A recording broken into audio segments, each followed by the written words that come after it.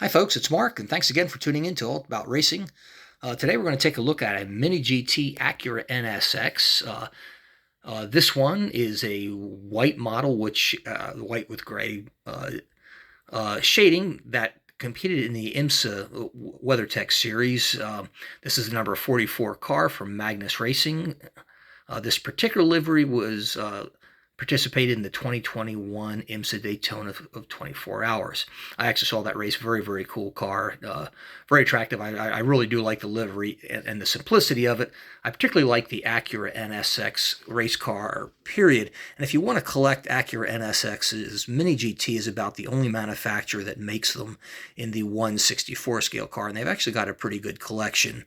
In 1/43 scale, TSM, the parent company of Mini GT, also makes them, but at a much reduced selection than you have in 1/64 scale. And Spark also makes them in 1/43, but again, very, very few that I've been able to find on eBay, and they are incredibly expensive.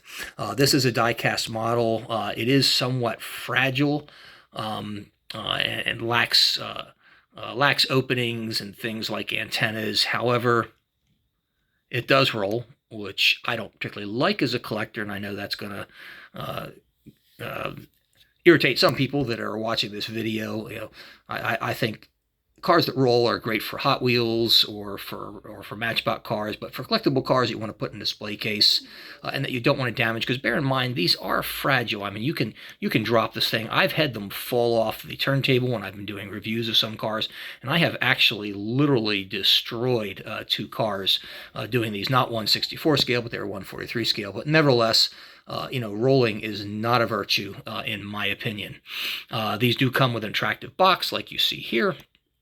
You can display them. They do not come with bases or jewel cases, and that's another thing that I kind of take off, because I'd really like to have it attached to a base and a jewel case if it were my preference. But nevertheless, there you have it.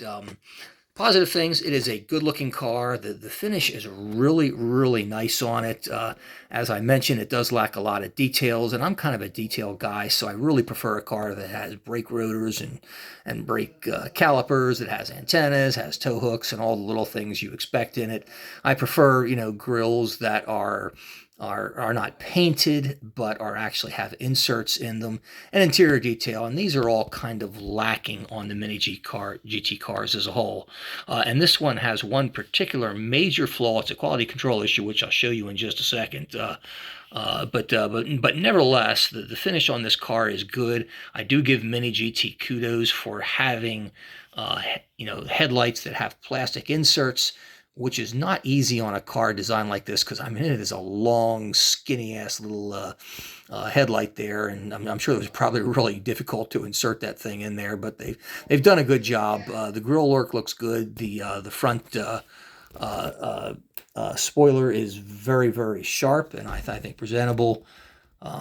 Take a look here. It's kind of a very plain colored car. It has nice accents. You've got the big M for Magnus Racing on the front of it. You see the IMSA WeatherTech logo as well as the Acura logo on there. It does show you the little clips for removing the bonnet. Something you don't see a lot of times in 1/64 scale cars. And here, when you take a look at the side view, you're going to see the major quality control issue that I had mentioned. One thing they did do nicely, too, is they have the drivers' names all on there, and clearly legible decals for a 1/64 scale car. But as you can see on the passenger side of this car, they failed to paint the rear vent. Now take a look at that for a moment, and then I'm going to flip this around and show you what it should look like. And there you see it, clearly black, which had they put an insert here, that would have solved the problem, but they paint it as opposed to plastic inserts. But here they just forgot to do this, and this should never have passed quality control, in my opinion. Now, there is also another design flaw with this car, and it has to do with the fact that the mirrors should be painted green. This is a IMSA WeatherTech series car. It competes in what they call the Pro-Am division, where you have a combination of pro drivers and amateur drivers. The number banners are always backed in green. You have green sides on the windshield banner, as you can see they clearly have done here, and you do have green ends on the rear wing.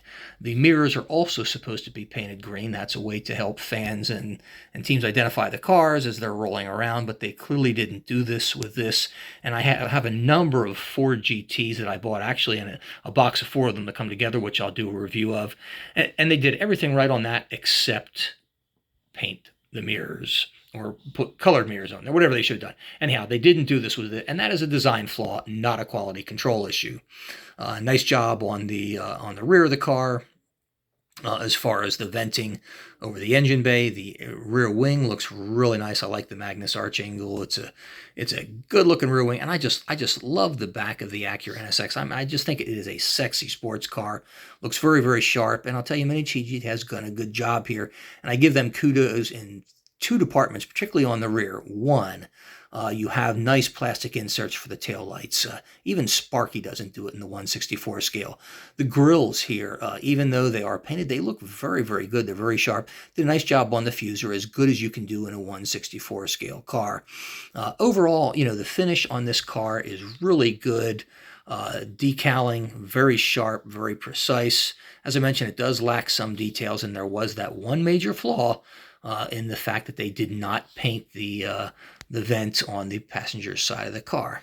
Anyhow, that concludes my review of this 1/64 scale Acura NSX. If you have had any issues or comments, please respond to this in the comment section, particularly if you've had anything like this. Now, I have had some reviewers tell me that they've had many more Mini GT cars than I have, and they've been very, very good as far as quality control issues. But in this one example, you do have a clear quality control issue as well as a design flaw, and that takes away from the car considerably, in my opinion. Thanks for watching.